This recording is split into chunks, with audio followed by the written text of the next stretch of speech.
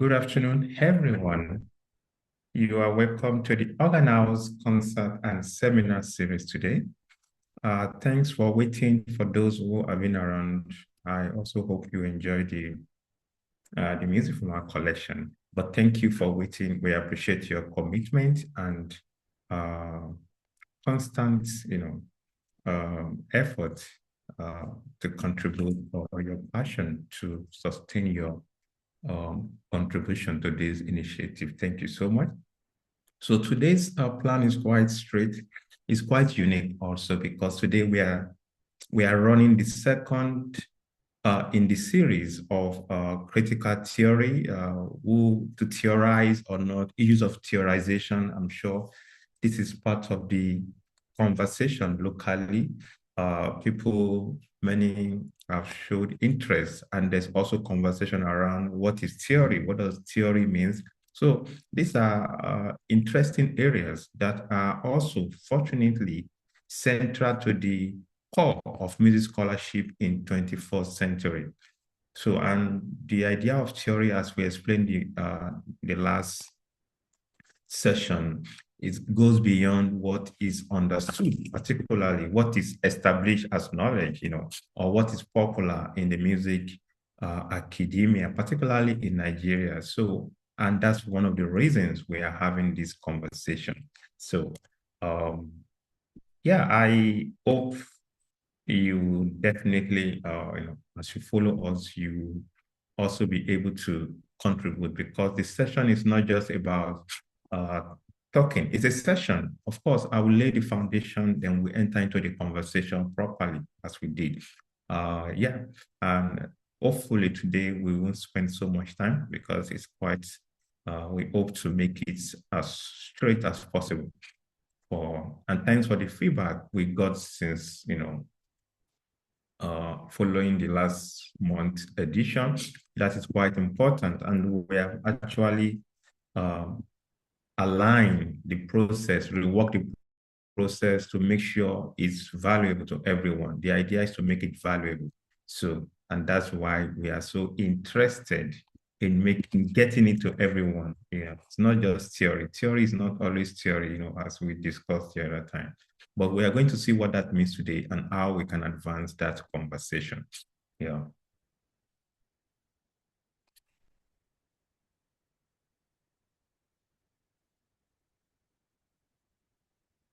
Okay.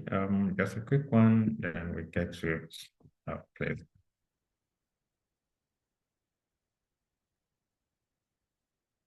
Okay, so it is the conversation today. So today we are focusing on Pierre Bourdieu.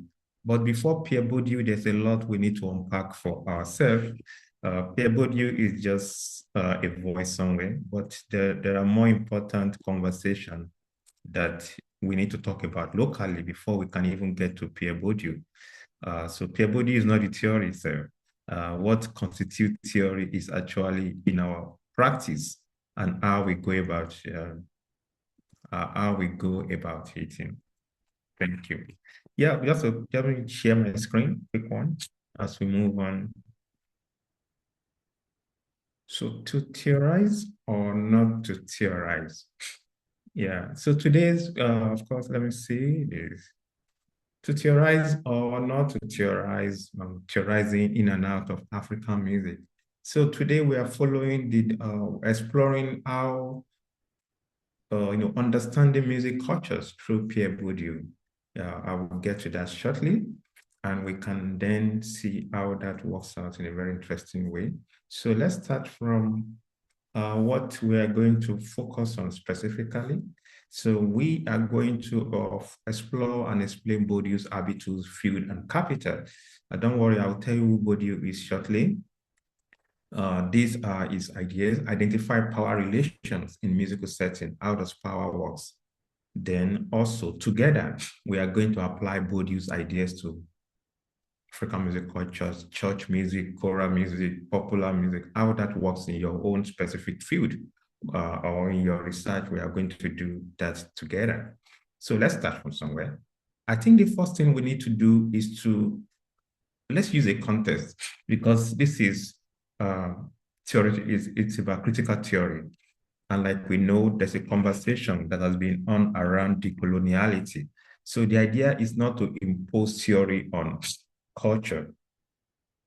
It's not to impose theory on culture. Rather, the idea is to go into the culture and open up the theory from there. Don't forget, we explained last month that theory is not something standing somewhere. It's something that we do every day. So what makes it theory has its own particular format and model and how it works in scholarship or in scholarship and how we explore things. So theory is not standing somewhere waiting for us to happen. No, theory is actually what we do, the music we play, the conversations we have, the practice we document, and how we extend the education, how we educate epistemologies, frameworks, methods. They are all forms of theory. We have discussed this last month. So this month, let's start from. So because of that, we are using a contest. I'm saying this because I don't want us to miss the fact that theory is understood as a colonial framework. So we don't want to impose. We are not imposing, rather, we are starting the conversation from Nigeria. Then after laying the foundation from Nigeria, then we can go back to Bourdieu and see how that works together. It's also part of theorization, but let's wait till that time. So the first one is this, the first case study, music education and training in Nigeria from 1990 to 2026. In this section, we are going to work together. This is not me. This is all of us doing something. So I want you to unmic yourself and unmute yourself, rather. Then we are going to do this. We are going to do this together. So the first thing we are going to is a question format. So the first question here is, what is the content of what has been the content? You don't need to give us the full details, or what has been the major content of music education, let's say, in the last 36 years. Anyone can, then I'll write the answer. I'll put it there for us to see.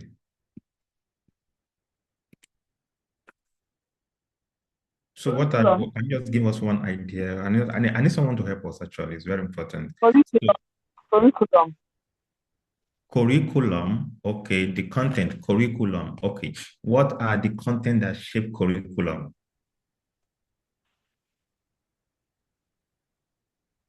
What do we do? What is the curriculum about? It's about the teaching as a method, the pedagogy of the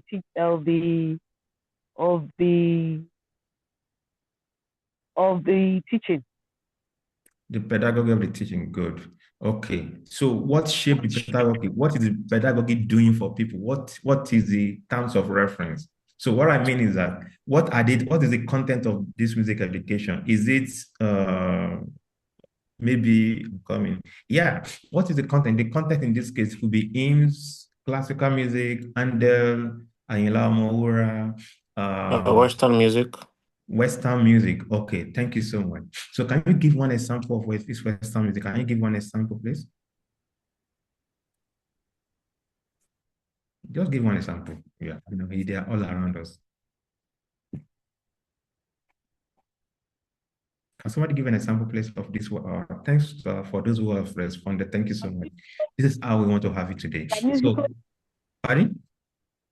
Musical instruments of the Western music.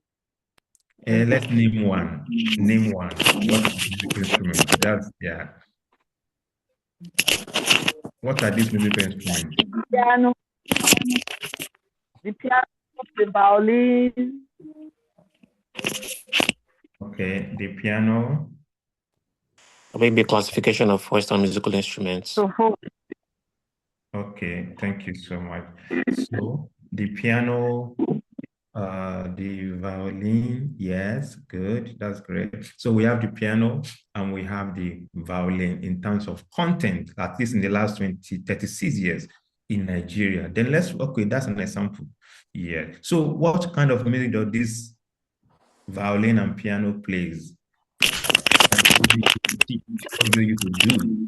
What are they used for? What kind of music? Western music, of course. Yeah, Western music is a Bach. collective term. Let's just Okay, make okay. composer. European. Okay, composers Bach, J.S. Bach, and Chopin. What again? Rachmaninoff and the likes, and sometimes African pianism, just very small. Okay. So now on the first context, so we have Western, we are in terms of content of the education, the last 36 years, we have piano, we have violin. These instruments are used in interpreting compositions of Bach, Mozart, and of course, you also mentioned what is now African pianism. That's an interesting case too. Yeah. So let's move to the second point. But together, let's agree that, okay, we understand the first. So the content is about part of the content, dominant Western instrument, violin music, piano music. Good. Then the next one, let's talk about the method and instructional material in the last, what are the processes of, I'm happy we have teachers here. We have long-standing teachers. So what has been the method? How have we approached instruction, in terms of instruction? Yeah. Okay, let me talk on the violin. The instrument they use, the method they use is Suzuki method. Okay, Suzuki method. Yes, to carry out instruction. Okay, Suzuki method to carry out instruction. Okay, for piano, we have small wood. Good. For piano, many people use small wood. That's the foundation book for learning piano. Okay, that's good. So piano, we have small wood.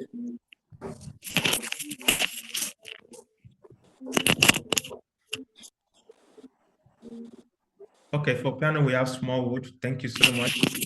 We have Suzuki method for violin. What about teaching in class? The typical knowledge transfer process. What are the what happened? We have teachers here, so don't forget this is to help us lay the context for this conversation. So it's very important. Okay, I think we have to also look at it within what was available that time. I'm not sure internet was very much available that time, so the person teaching oftentimes comes with his or her own text, some typeset with typewriter or maybe computer, and then read. After reading, do a bit of explanation. That's what I think.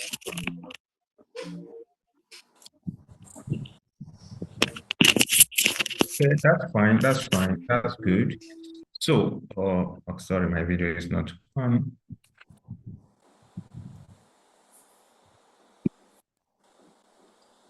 Yeah. So, thank you so much for your contributions so far. I think we are getting to that importance section we are going to right now. But one more as we explore this further, one more level to go. Oh, we're not here yet. Sorry. Why is coming in? Okay. So talking about instructional method, we talk about manuscripts. You remember manuscripts? And we write, so what we write all this stuff important. Then what after the content is music, Mozart, yeah, violin, piano, then method, manuscripts, we play. Then what were the expectations, at least in the last, for music education, for that type of setup, in terms of what we call music education? What were the expectations? The expectation is that as someone who has studied music, the first is that you should be able to play piano or keyboard. That's part of the expectation. Whether you're a singer or whatsoever, you should be able to play piano or keyboard. Whether you are a singer, you should be able to play piano or keyboard. Good. Then what are the other expectations we have for music education? If somebody says he's a music graduate, what are the at least 4 or 5 of them that are very Okay. dominant? Yeah.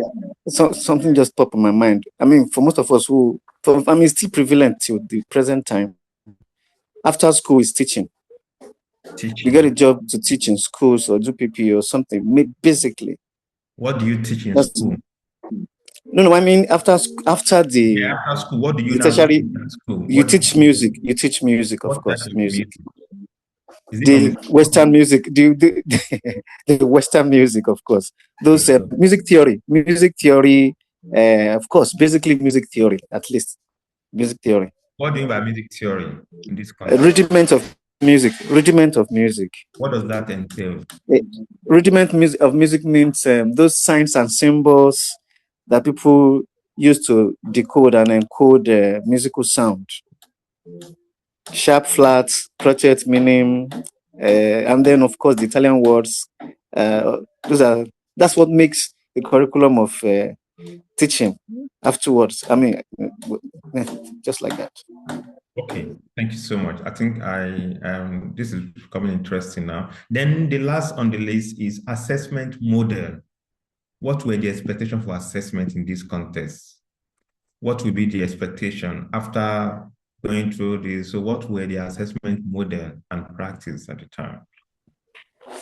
The assessment model is just exam. Sometimes, most time, written exams. Many of them written exam, and a few practical exams. What do you mean by written? What and what do they do? So, written. What I mean by written is that the lecturer. Let me put this way now. We supply questions to the students, and then they will write the answers. It might be essay or related to signs and symbols. Okay. Okay, then that's written. What about the practical aspect of practice to say? Yes, so the assessment model is just like the written. It's going to be on a scheduled date.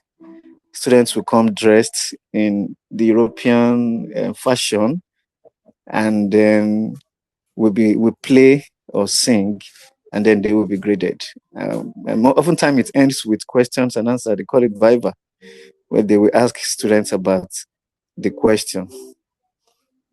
I mean, sorry, ask students about the piece that they have played or performed or sang. Okay, thank you so much. Thank you.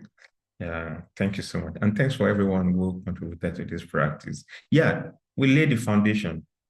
We do a kind of very cursory survey of music education and training in music in Nigeria since 1990 to 2026.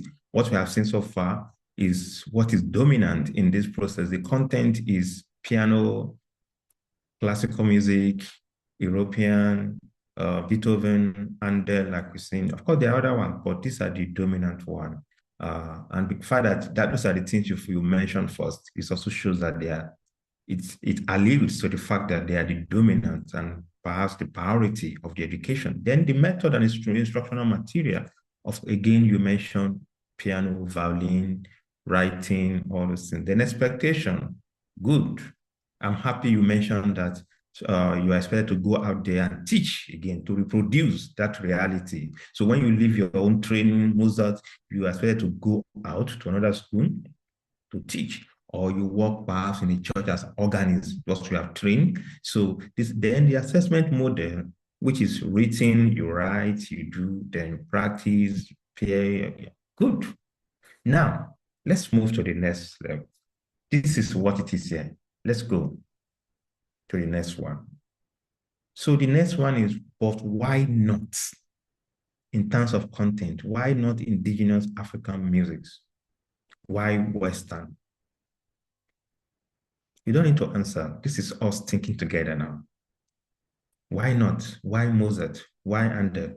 Is Mozart from Lagos? Is it from Owerri? Is it from Umaya? Is Mozart from Sapele? So we are doing education, then we are doing Mozart. Of course, there's a connection, of course. So why not indigenous African music content? That's number two. In terms of method, Why not local indigenous oral instructional method? That's another one, right? Why not? Again, then why not these indigenous ways of doing things? We should ask ourselves perhaps. Then the next one is, or except if you want to say there are no content in Africa that can be used as dominant reality, or want to say there is no indigenous method in, let's say, Anambra, let's say, Ijebu, or Shagamu, or let's say, Ibadan, or let's say, in Jos, except we want to say there is no music content and there is no, they don't have until when we have Mozart. That's what, so that's number two. Then expectation, knowledge and application, cultural. Why not knowledge and application? Why not for cultural sustainability or community well-being? Yeah. Then assessment, model, and practice. Why not just practice? Go and apply. Why not for psychological and communal development, which African is mostly, So why not? Those are the why not question today. Yeah. The answer to all these questions is rooted in what we have done so far is a basic practice in what we call critical thinking. In critical thinking becomes theorization. What we have done so far, we have theorized some things together through question, calling something out, calling it, getting to details, specifics, this is what it is, okay, this was, so we connected different dots. We went from content, we connected all these missing links. Then furthermore, then this is thinking out. We were thinking together. And now okay, this is what the norms are. So why not A, B, C? Why not C, D, E? Why not this? This is one of the first process of engaging critical thinking in music. The next one is theory, right? I'll get there shortly. So everything we have done so far, it's part of a body of knowledge, or many body of knowledge called critical theorization or critical thinking, critical engagement. Someone who is central to this kind of thinking, which we are going to learn about today, is called Pierre. It's called Pierre. So Pierre was born in 1930 and died in 2002. He was a sociologist, philosopher, anthropologist, and one of the 20th, 21st century's influential thinkers. Yeah, his research on education and cultural stratification had made several theoretical contributions to the humanities, the arts, and the social sciences as a whole. So Bourdieu is quite significant for question of education, and that's why we use education as a case study, because education is also central to the local conversation now in Nigeria, and many African countries, and particularly the global, almost every community across the world today, education is key to everything because it lays the foundation for the economy. And again, why is Bourdieu so important for African conversation? Because Bourdieu himself was from a very humble background. He wasn't from a rich family, but through his work, he emerged from nothing, from a humble background, into one of the lead thinkers of his generation, one of the most reputable, respected thinkers of his time. That's number one. Number two, his work was also shaped by two interconnected and transnational communities. His work in Algeria was significant to his theorization as well. His work was also, his work was conceptualized also based, let's say, against the backdrop of the French development, the French community, the French nation state. I mean, France. Bourdieu is born in France, and he did a lot of work. He's from France, and also, but his work being a field worker in Algeria, also his work in Algeria further influenced his thinking, his work as a thinker and as a philosopher throughout his, career span. And those work are still significant today. Yeah. His core idea and concepts that we want to focus on today, they include habitus, field, capital, and distinction.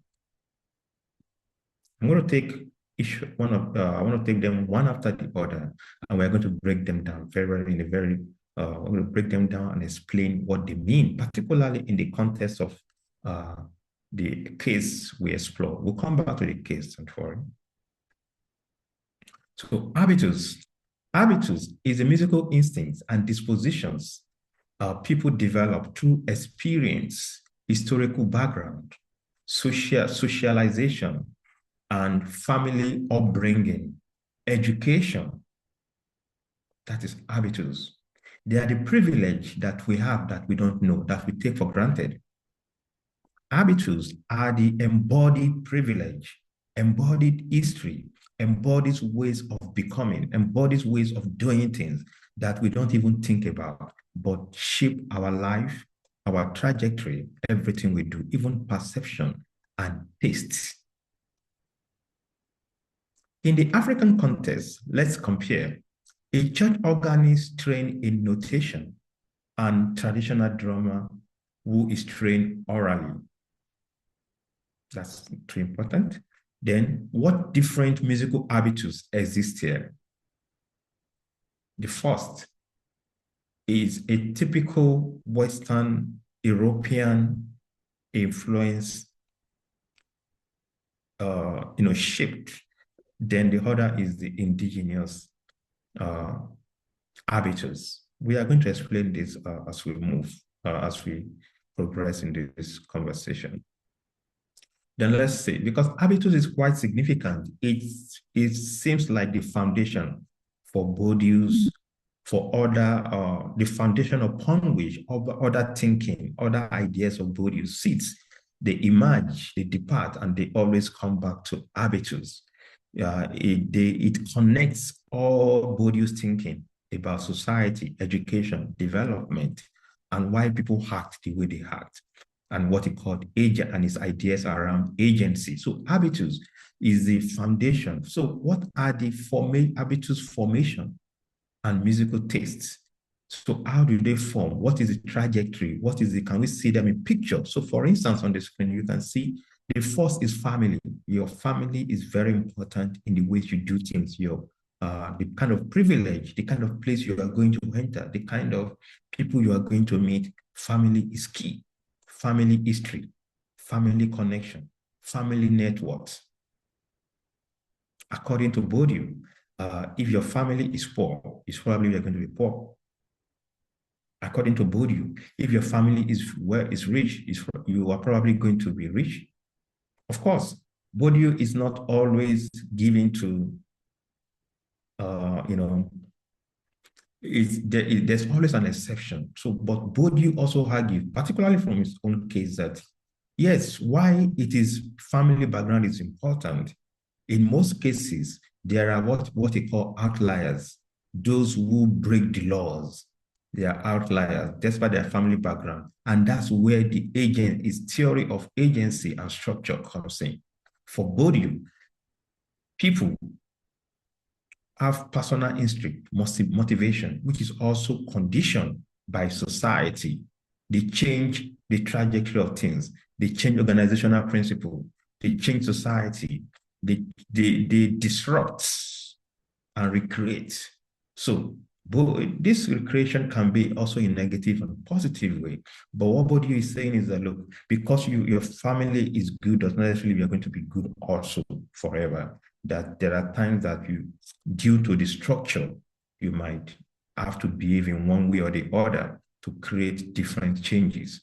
So that's Bourdieu for. So family is key. It's one of the core units of Bourdieu's Habitus. The second is community. Your society, the things you hear every day, the people you see, the community you interact with, they also shape your formation. They shape people's formation. Yeah.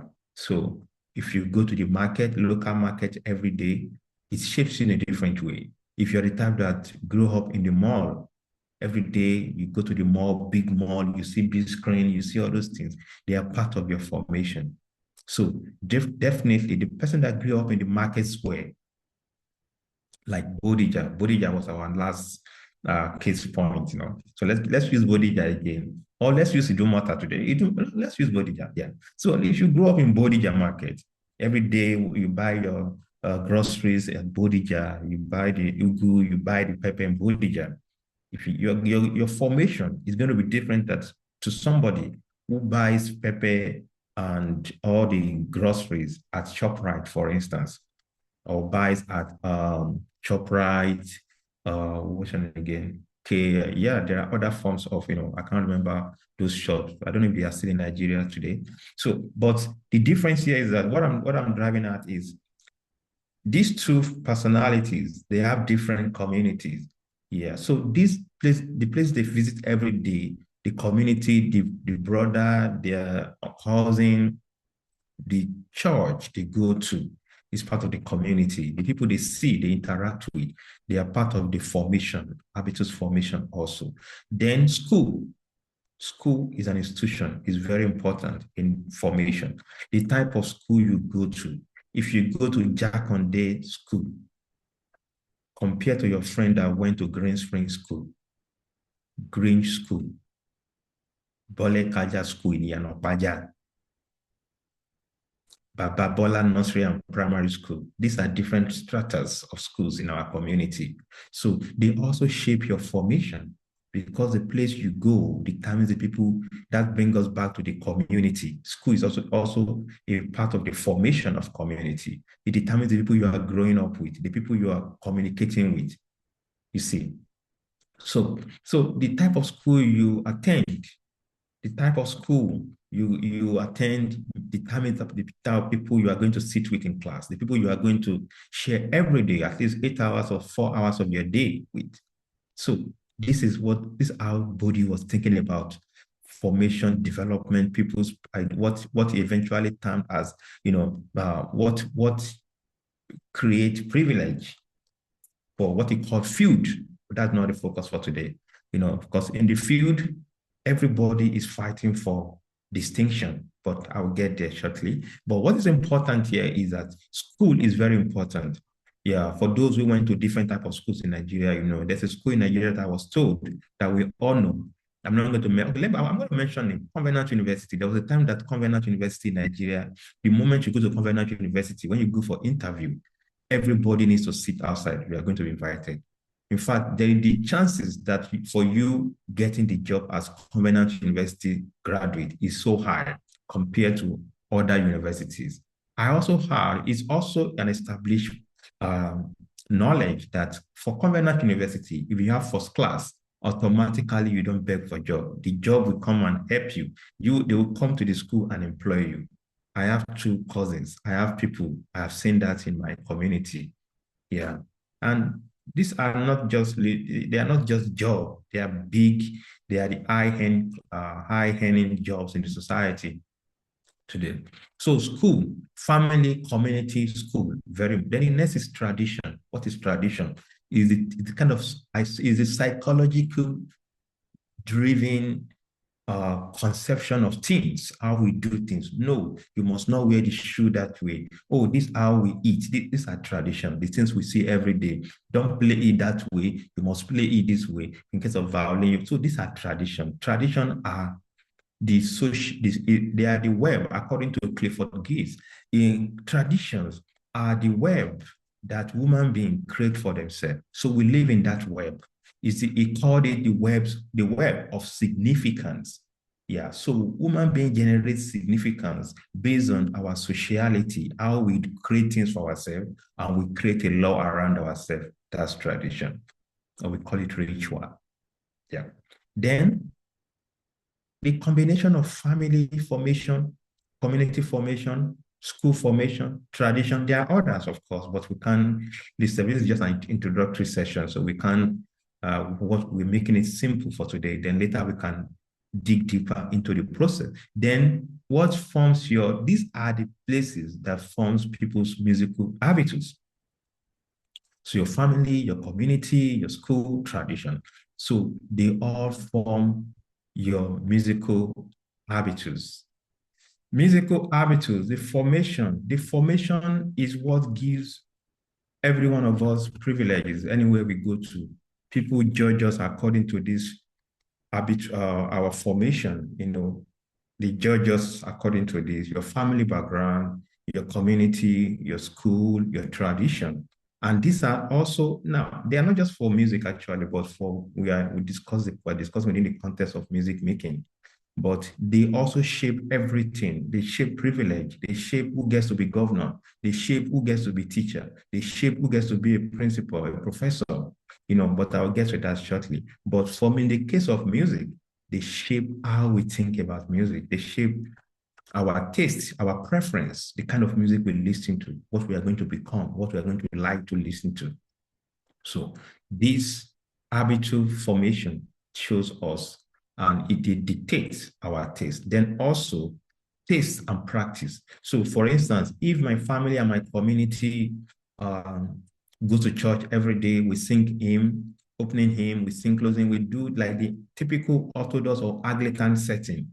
Definitely, I'm going to become a pianist or an organist or a or one of the or I'll become a choir member, a chorister, Definitely, I can't escape that according to Bourdieu, that if your family is an Anglican person and you attend church regularly to the community, then there's high chances for you for your taste being of that hymns or classical music. That is Bourdieu for you. Then, yeah. Then the school, you also go to determine the kind of opportunity and how people see you, read you in the society. If you see some people, they say, look, before one word, they mention their school. This is what they are reacting to unknowingly. It's called habitus. Yeah, so they are asserting the privilege. Anytime they say, I study in Harvard, it's not because they are proud. They are reacting to Bourdieu's habitus. They are performing it because that's how they get to assert themselves, to distinguish. Life itself is about distinction. We'll get to that. So let's move on. Then the second is field. Field, yes, I mentioned earlier, habitus lays the foundation. The family, the community, the school, the tradition you grow up in, they are very important. So they give you a lot of resources to compete in the field. Where is a field? A field, for instance, is university, the workplace, the music industry. So it's a social space where people compete for recognition. Bourdieu is not talking about recognition in terms of knowing me as a person, knowing me as Oladele, I know him. Yeah, no, he's talking about recognition. What you mean by recognition is ability to negotiate privilege, capacity, economic privilege over others. In economics, we call it scale of, no, there's a name for it in economics. So recognition in this case, field is a space where there is a constellation of privilege, power relation. So because of so the field is where we perform, we assert, we are identified through our habitus. So that is a field. So if you work as a music teacher, that's our context today. If you go to a space and they need a music teacher, a school is a field, the educational system is a field. So you distinguish yourself as a music teacher. That's a field. Yeah. So as a university lecturer, the higher education is a field. So you distinguish yourself based on your training, where you do your PhD, the kind of course you study, your focus. Those are significant component of your growing up, your habitus. So the field is where you go for the job, you compete for recognition, you compete for development, for promotion. And we'll get back to that, don't worry. Nigeria is the focus today. We are going to explore a few things together in that context.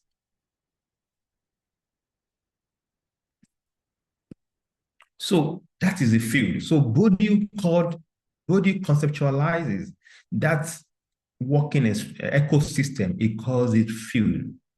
And for you, it's a space where I and you, every one of us, will work in different multi or interconnected fields.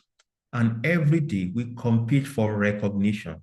Look, this has nothing to do with the fact that you are a Christian, you are born again. Even in church, even the church ecosystem is a field. Everybody goes there to compete for recognition. So the fields are connected. We'll get to that as we develop on this idea. Then a field, for instance, in the African context, church music. If you're an organist in Nigeria, you know the ecosystem. I don't need to tell you. If you are a gospel musician, popular music industry, you know what the ecosystem is like. You know the online paraphernalia, or the online conversation, all the noise here and there. It is part, why are they doing that? They were responding to the need of the field. Without that, they are going to be sunk. Nobody's going to know about them. So the field is a place where you compete for recognition. And in doing that, you draw on your habitus. And the next thing I'm going to discuss after this. So radio broadcasting is a field. University music departments is a field. It's a field, yeah. Department A, B, and D, either directly or indirectly. Everybody's competing for recognition. In the department, it's a field. Everybody's competing for recognition. In other words, promotion. So they need to start devising ways to outplay each other. You know what I'm talking about. Festival circuits, programs, even family sometimes. Yeah. So let's move to then, what musical field exists in your research area? I'm going to take 3 answers for this one quickly. Can you identify the fields in your research area? I want 3 volunteers to tell us. What are the musical fields in your research area? 3 people to tell us quickly. I'm going to stop sharing right away. Then I'll take from you. Ethnomusicology. Okay, ethnomusicology. Good afternoon, sir. Good afternoon. Yes. Contemporary gospel music industry, an offshoot of church music. Good. 1. Okay, that's 1. Can we take 2? Okay, we have 2 already. Can we take 1 more?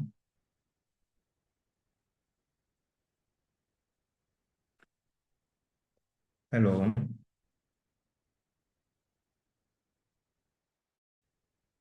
Hello. Music education. Music education. Thank you so much. Yeah. So let's continue. Thank you. Music performance. Sure, of course. Thank you. So yeah, those are examples of field in, the PP in Lekki, the PP in Oshodi, they are part of field. If you're an organist, if you are a gig, if you're a singer that you go to gig every time, it's a field. Those are field. The music industry, the recording industry, they are field. Even church music, keyboardists, choir, the choral landscape, it's a field. So there's a lot, we can keep. Thank you, and thank you for that. Then the next one is capital. Capital is a space. No, that's not capital. That's a mistake here. Okay, yeah. Capital is a set of skill. Capital is a set of skill that you learn, that your habitus confer on you. Don't forget school. So when you go to school, what you get out of it is capital. Capital. When you go to your family, cultural capital. There are different forms of capital which you are going to, but it's a set of tools that you use in navigating the field. Do you remember? So when you go for an interview for a job, what you are going to use, the grammar you speak, the kind of knowledge, they are called capital. Those things you use in outplaying others or staying at the top, they are called capitals. So there are different types of capital. The first one is called cultural capital. Cultural capital, skills, and knowledge. They include, in music context, notational literacy, ability to sight read is a capital. If you go to a church now, for instance, let's say in the Christmas season, if you go to some of those redeemed church, they need someone to play him. So if you go there and you start playing, you start playing automatically, you have a job. That one is covered because they are going to give you, because they need somebody to play them. They want to play a chorus also, particularly at that particular season, So that's a capital. Ability to sight play, to sight read, to read music is a capital. In fact, jokingly, directly or indirectly, in Nigeria, I know that in the music ecosystem, whenever you go to a place like contemporary churches, gospel churches, those guys, the first thing they want to, the moment they know that you can sight play, you see them giving you a certain type of respect. Oh, you can sight play, you can sight play. So why? It's because it's a capital. It distinguishes you from other. Yeah, that's capital. Then repertoire knowledge. Yeah, repertoire knowledge is a capital. Sometimes you are just going, I've seen this on many occasions, even to myself. I go to places, even outside of Nigeria, and I see the piano, and I sit on the piano, and I start playing from one standard to the other, jazz, but everybody will come onto jazz. So it's capital. Hallelujah chorus, Wonder the Glory, all those things, they are capital. Yeah. Then traditional music expertise, so capital. In Canada, in the US, those who can play indigenous music, they are making money, man. In Europe, they are making money. In fact, some of them play in 3 or 4 churches at the same time. They have timetable. If you don't finish your service by that 10, they want to leave. They will leave because they need to resume somewhere. They collect the same money there. So these are capital. If you can chant, if you can do it, so these are traditional, these are all capitals. Then the next one, cultural capital, of course, yeah. Then the next is social capital. So this is network, your networks and relationship. They are called social capital. Like there's this word in Nigeria, who you know. So the people you know, the type of people you know, the type of people that shape your. So these are all forms of capital. The people in your network, maybe you have met them in church, you met them in school, how big your pastor is, and your pastor can give you a letter to embassy as a reference. It's capital. Also, don't forget, capital is very important, not because it's a theory, it's practical thing. If you want to do anything in life, in the main ecosystem, you need reference, either directly or indirectly. Somebody will say, oh, I know him. And that's enough for somebody to get a job. You don't even need interview. Oh, he's a good boy. So it depends on the person conferring that capital on you. That's it. So capital is part of it, Social capital is very important, and that it comes from mentorship.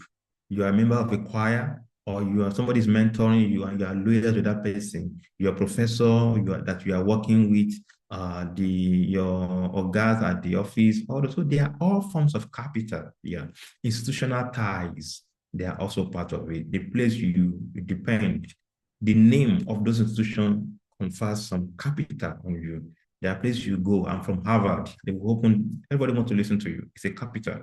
I have somebody here who is from, I've been saying, I've been trying to dodge it, but I will say, who is from Toronto? I am from of Toronto. People listen to you, So these are they are all capitals. Initially, I mentioned Convener. What those people were enjoying was they were enjoying the institutional capital, networks, and relationship. So this is very important. So Bourdieu is not just about theory on paper. Bourdieu theorizes how the human development, how things work through people, through relationship. Yeah, and it does that through the lens of people, culture, and the practicalities of it, and how it shapes transformation or development. So social capital, then symbolic capital. So these are prestige, recognition. So the ideas of awards, titles, public reputation, even publication, they are forms of symbolic capital. When you go to universities, you got a certificate is a forms, according to Bourdieu, is a forms of inclusion and exclusion. It's a social capital. Yeah, it enables the society to validate you, to a particular ecosystem to validate you. So certification is a symbolic capital. It's a capital. So awards, titles, some people you see them, they are always, they want to get award by 5 by 4. You see them. It's because it's a symbolic capital. Titles, chief, doctor, whatever, you see this in their name. It's a capital. Some people did not even have recognition. They don't have any title. They pay for it because they want to bear they want to bear, some even get SAR this, SAR that. It is a form, this Bourdieu can see this truly. It was indeed a prophetic, he was a prophet, he was seeing all this and he was theorizing it. So that is, then public reputation. Yeah. And so these are forms of, they are all symbolic capital. Then distinction. Yeah. So I've acquired all the capitals. Then there's another level of it, which is distinction. Distinction is simply about how musical taste becomes a marker of status. So, like I mentioned earlier, if you grow up in a classical, if your father and mother, if your father is a pianist and your mother is a soprano singer, definitely they won't be playing Pasuma in your house. You won't hear Fuji. You won't hear Fela. You might not even hear Fela. So what we're going to listen, if listen more of piano repertoires, Mozart, Handel, Evgeny Kissin, you will know all that. And it will shape your distinction. So anywhere you go to, if there's no classical music, you're not going to be okay. It's called taste, distinction. So it's not, yeah. So this happens across. Some people don't like classical music. If there's no reading, there's no dancing, there's no music to them. It is what Bourdieu called, they are reacting to it. You see, they are performing it, not reacting. So some people, if it is too heavy, it's not music, so it must be calm, must be string, it is taste. Some people, it must be heavy. If there's no dancing, it is not music for them. They say it's boring. So it is part of what Bourdieu was talking about. Yeah. Then, so in African context, why is classical music sometimes valued more? Okay. I think we are bringing them together now. This is not, yeah. So I think, yeah, let's come to this place. This is very important. Okay, I'll come back to it right now. So we have discussed habitus, field, capital, and distinction. So the question is, why are they so important?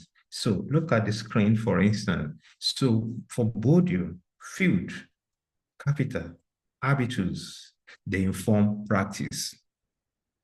So everything we do is Bourdieu calls them practice. Practice. Go to market, sell market. It's an ecosystem for you to function in a particular ecosystem. So Bourdieu read and explain our acts as forms of practice. So that's why I called Bourdieu the king of practice. Yeah, agency, structure.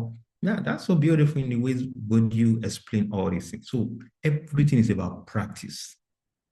You learn, you unlearn. So some people combine different habitus.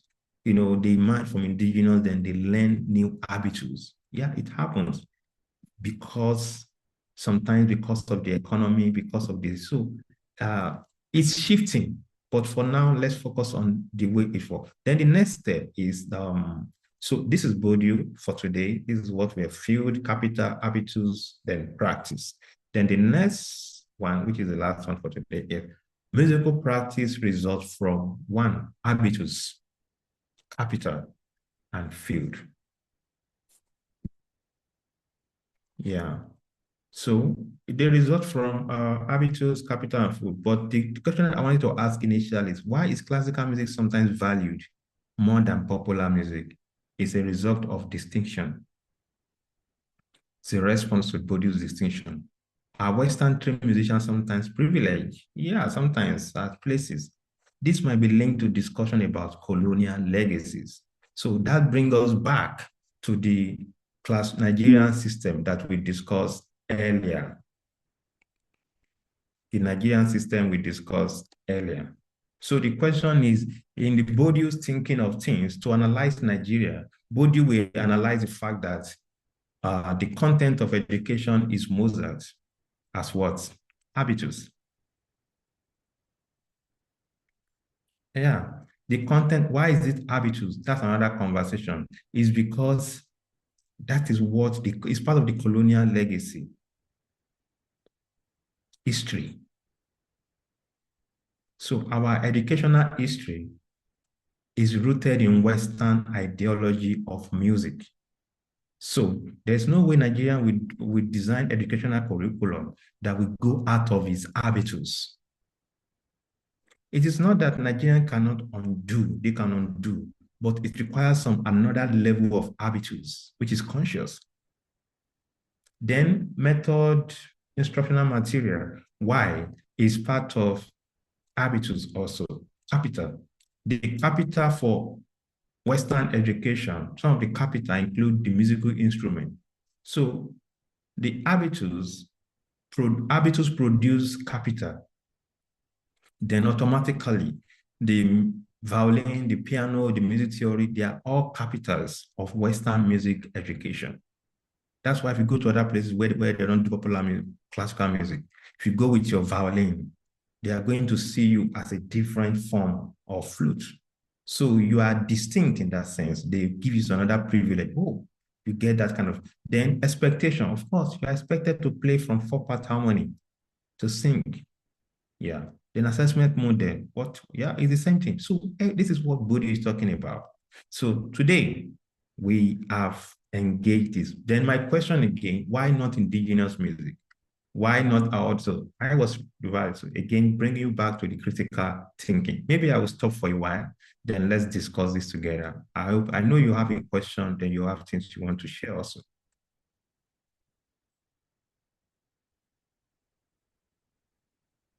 Yeah.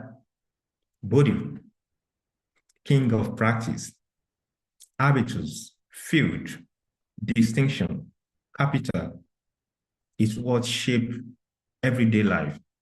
When you go to the market square, people interact based on their habitus and set of capitals.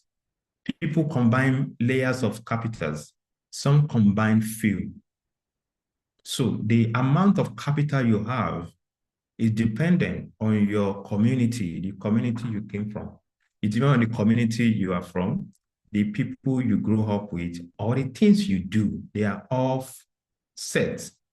So you draw capitals from different. Some people can play Western instrument very well. Some can play, they can also play indigenous. They are all forms of capital. So any question, Bourdieu today? Question, please. We have 15 minutes for question, Q&A to discuss. Then we close for the day. Question, or you have something to, you are always welcome, definitely.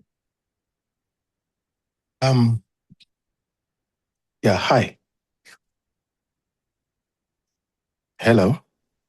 Hello. Yes, I think this discussion is really very helpful.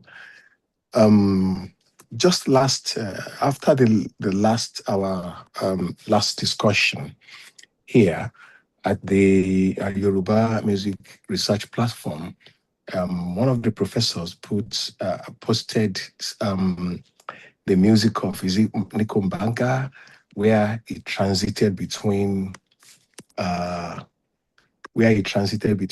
the Igbo style of music and then into Juju and then back again. And I thought that was gold for what we discussed in the last section, still on this topic that we are extending today. But then, as usual, you have done a fantastic job of this particular presentation you've done today. And but I think this discussion, as helpful as it is, especially in unpacking habitus, the field and capital in relation to music education. But I wonder if we might need to shift the question slightly, because the issue may not be simply that African music is extended from the curriculum, but that its internal structures are not always recognized as forms of theories in their own right. For example, in systems like Juju or the talking drum performance, there are highly organized principles of timing, density, tonal logic, all that functions as theory. But if they are not formalized in the same way as Western notation, right? You understand, even if they are not formalized. So perhaps the deepest question is not just why not include African music, but why African musical systems are not always recognized as theoretical framework within the field. Yeah. Okay, thank you so much. Well, this is very important. I explained earlier that what we are doing today, Bourdieu is so deep. We can't finish Bourdieu is quite deep, I'm sure you know. So the point, what we have done is to lay out the concept. Then the next thing, your question now is taking us to the application or the practicality of all these concepts together. And what you have done now is you took us from that conceptual analysis and explanation, triple analysis, into application, into practicalities, which is another conversation around agency and structure. Yeah. That is what I'm waiting for us to get to, actually. Yeah, agency and structure. So the point is, habitus, field, capital, they come together, then they shape people's agency in relation to the structure they work in. So, of course, like I mentioned, indigenous music, Western music, they are forms of capitals, habitus of Nigerian music education. Like I mentioned also, Bourdieu is not exclusive. It's very inclusive in its approach that, look, some people can work so hard and change the course of narrative. That's where the idea of agency comes in mostly. So some people can redirect the focus of the structure. They can transform things in both ways. So that's what you are talking about. So in the Nigerian case, what we need, where you are taking us to now is the discourse of agency. So, and what makes an agency, what constitutes and defines agency is if people, after accumulating the habitus, is very important. The habitus is important, the capitals. So if the habitus is a different type, not every habitus has a political will to drive a particular, to shape a social agent in a particular way. Let me give you an instance now. So in Nigerian context, let me give that. It is understandable that when younger guys comes from everywhere, or they notice somebody is very brilliant, the structure, the gatekeepers, they tend to behave in a different way, to close the door, or to mute the person, to exclude the person from some benefit that will not allow the person to thrive,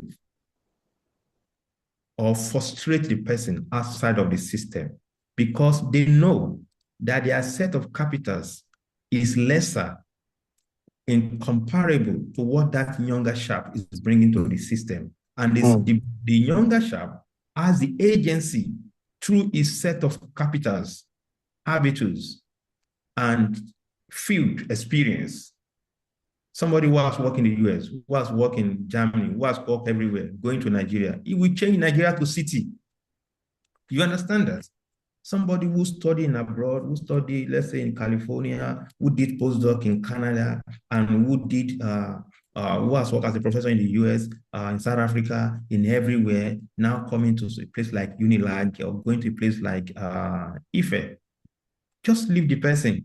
He has enough material, set tools, capitals to change the system and make Ife computable alongside wherever it has become. That is what Bourdieu is talking about for agency. But the question is another layer of Bourdieu's work, structure. So the people who notice, the professors, oh, this person is coming here with this and this and this, they become the structure. And those are locally, we call them gatekeepers. So they are going to make the structure incomprehensible or uncomfortable for the younger chap to navigate. That is the challenge of the Nigerian curriculum. So the point is that Nigerian curriculum can change. All it needs is a younger chap. We need different set of agents, social agents, who has resources, set of capitals, who can change it. So the problem is not about the condition that there's no African music, is passive. The challenge is the agency, the right people, who has the right set of social capital, cultural capital, symbolic capital. Automatically, they will change the system. This platform is an example of that. Yeah. So the system is not a problem. The challenge is what Bourdieu is talking about. Look, it is about agency and structure. What makes an agent, a social agent, is the set of habitus, field experience, and set of capitals. Then they can drag things here and there. Yeah. I think the point about agency is very important, especially in terms of individuals being able to reshape structures.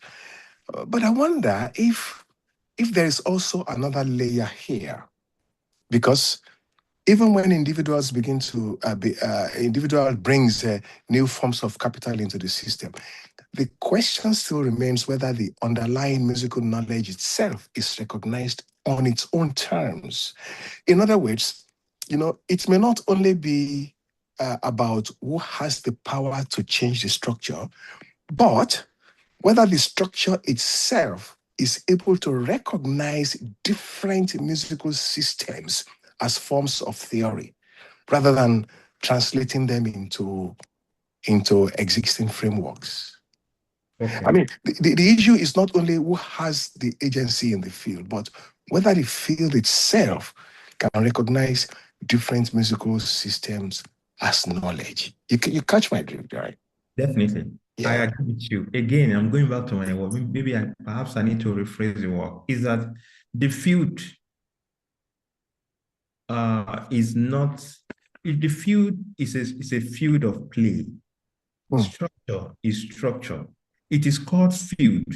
It is called structure because it's people define a field. Set of capitals, habitus, defined field. Set of agency, define structure. They drive the whole structure together. Without agency, there's no structure. What is agency? It could be the gatekeepers, the so-called professors. They also have their own agency. So the point is, it is not about one person or not someone. So the point is the structure. So in Nigerian context, some people intentionally, they keep the status quo, they keep the structure the way it is. They will tell you, if you don't have 24,000 papers, you will not become an associate. It's not because that is not the rule. They created that law based on their own habitus also, that look, if you open this thing, people are going to go past us. That is how structure works. So the law itself, they are social construct according to Bourdieu, according to laws are social construct, according to Clifford Gibbs. So it is, we create things for ourselves and we call it what it is, and they started working for us. Yeah. So tomorrow somebody can ask, there are exceptions here and there. I'm an exception, I can tell you of that. Yeah. So the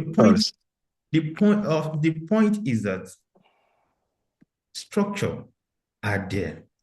They are driven by different interrelated agents, interconnected agency. So people, the so-called gatekeepers, they also have they also have agency. If they tell somebody you won't pass, the person will not pass because they hold on to the power of the collective structure to respond to the person. So that's another layer. So the structure is people, and it is a fiction. It's a fictive space. Somebody can come to me and say, no, this one is not working. Let's create another one. And yeah, it's gone. If somebody's destiny has been denied for thousands of years because of those people, the destiny is gone. Yeah. And if somebody comes to me and say, look, this practice is fine, but they are not realistic anymore. Take them away. Yeah, I completely agree. I completely agree that that structures are maintained through agency and gatekeeping. Yeah. But I think that we are also beginning to see what we're beginning to see is that even beyond who controls the structure, there is a question of what the structure itself is able to recognize. Yeah, because unless that changes, new forms of musical knowledge may still have to translate themselves into existing framework in order to be seen as valid. It is the same thing.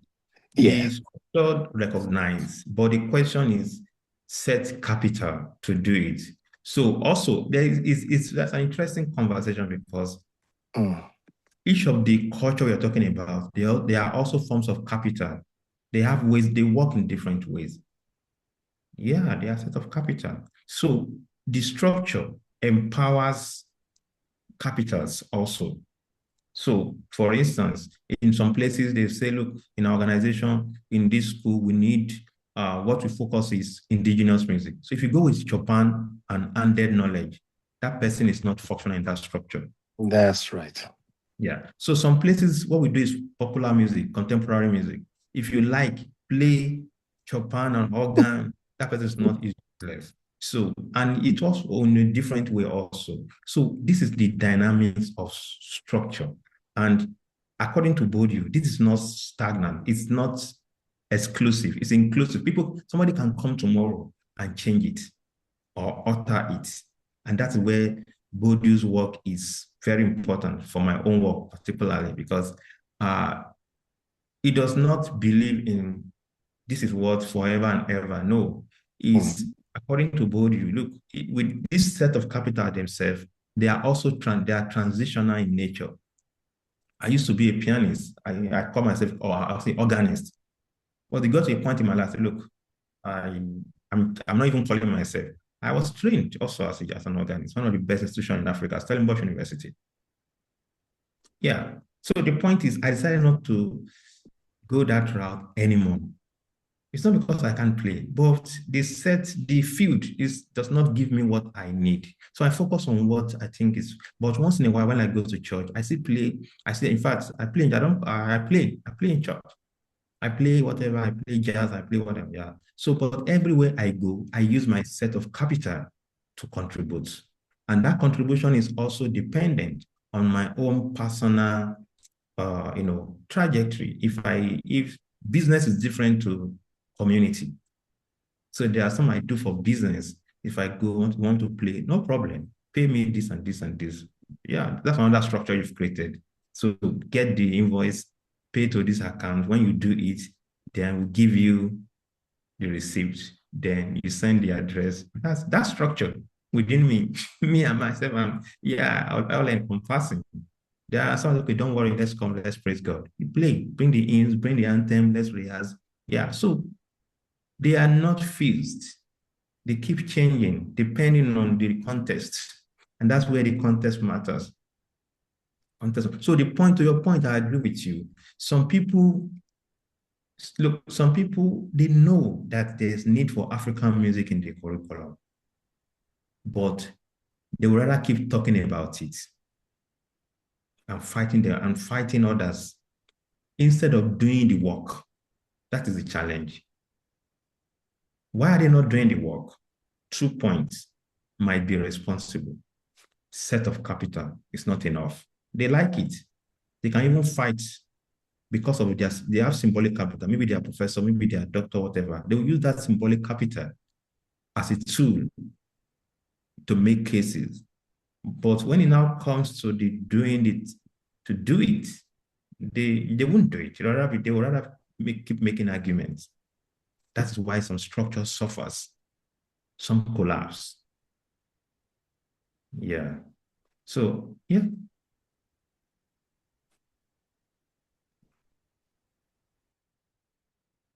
Any other question?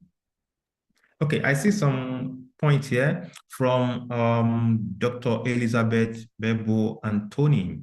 The first one, okay. Oh, there's a lot going on here. Oh, Grace Ekon, is she here? Thank you. Good afternoon. Okay, Dr. Izine Elizabeth. Oh, sorry, Dr. Elizabeth Anthony. This is deep. Then I'm quoting you. Okay, we create things for ourselves and decide to call it what it is indeed. Yes, of course. That's gatekeeping. That's structural politics. That's structural politics. And this is not just about education. The marketplace, that's how the marketplace also works. Yeah. Anywhere you see one or two people, this Bourdieu is applicable. Anywhere you see one or two people, yes, sir, please, it's applicable. Okay, you have a question. Who is to recognize the said structure? The gatekeepers of coming or the upcoming musicology. Who is to you mean recognize or reorganize? Dr. Elizabeth, do you mean recognize or reorganize?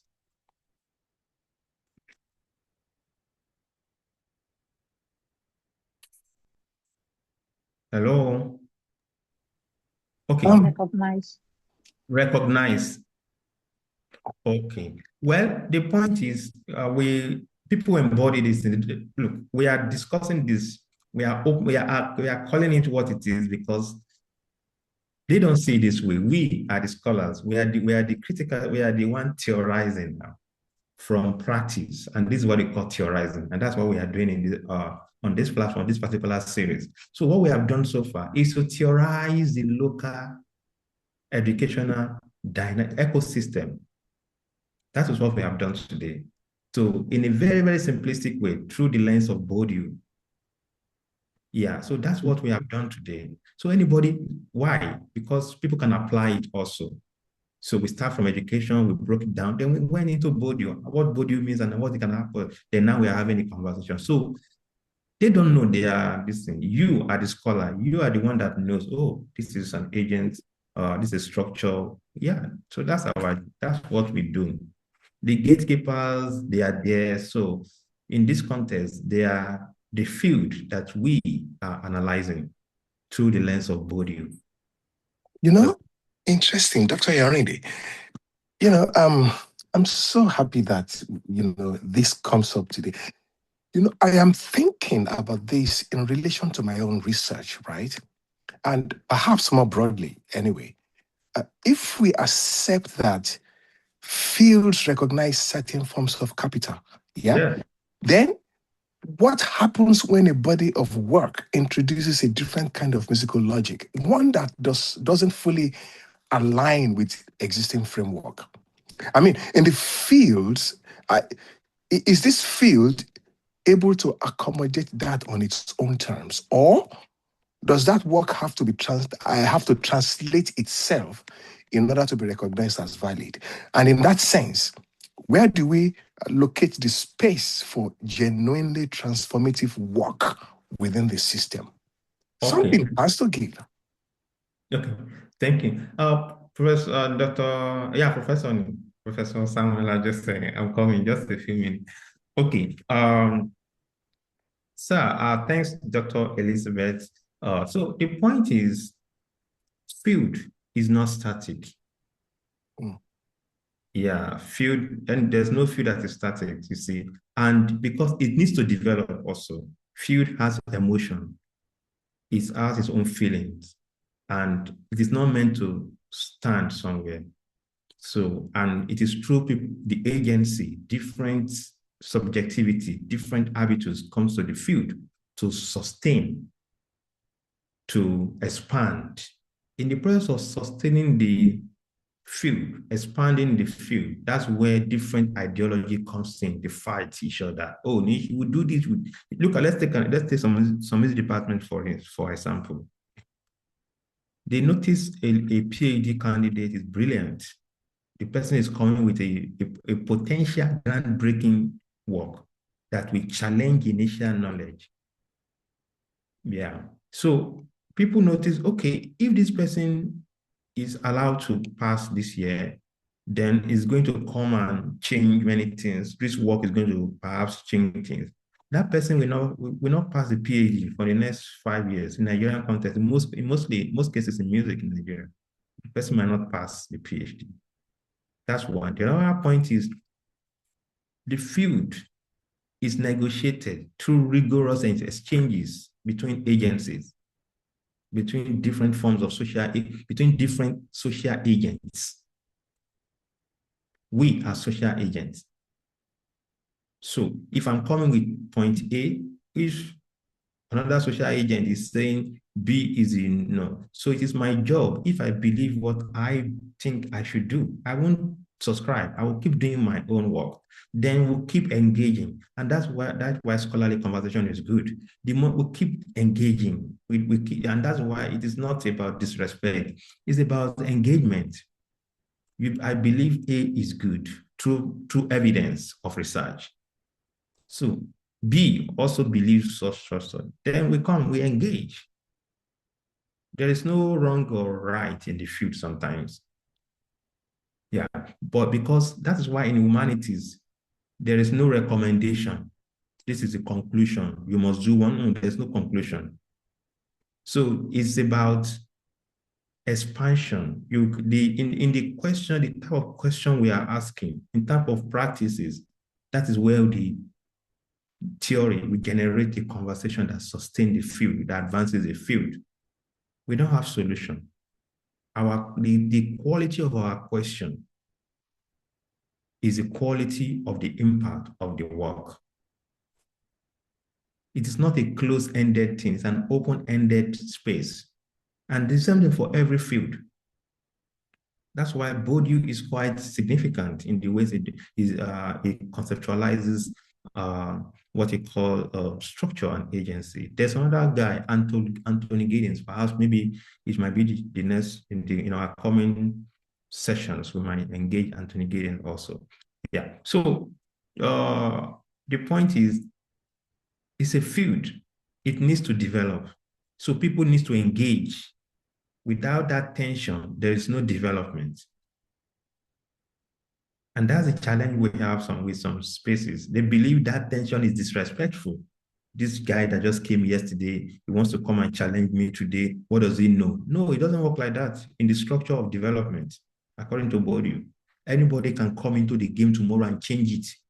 The person who has been here for 20 years, we need to go and sit down somewhere and learn. So it's about capacity. It's about capitals. It's a place where they negotiate capital. There's no, I senior you, I don't senior you. There's no. It doesn't work like that. That's why if you notice, in the Western world, there's no age. It's not that people just do the work. If you have 4 capacity, bring it. 5, then do things. They give credit to those who have done this and this, and things develop. Yeah, thank you. Professor Ajase. Yeah, thank you. I'm just wondering what today's conversation is centered around.